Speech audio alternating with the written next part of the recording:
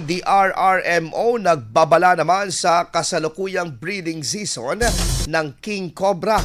Para sa detalye ng balitang yan, kasama natin Idol Aaron Navelgas. 104.7 IFM Report.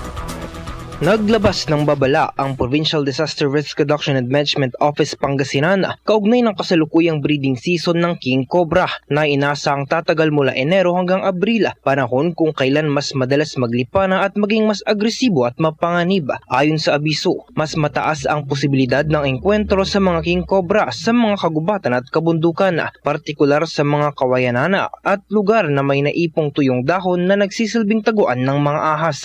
Dahil dito, pinayuhan ng publiko na maging maingat sa mga aktibidad gaya ng camping, hiking, pangangahoy at iba pang gawain sa mga liblib na lugar. Binigyang diin din na kung may nakitang King Cobra, iwasan itong lapitan o gambalain at agad na lumayo sa lugar upang maiwasan ang panganib.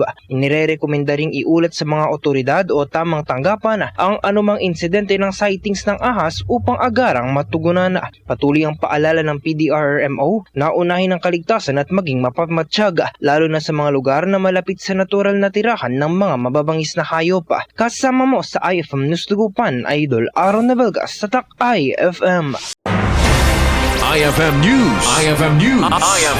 IFM News.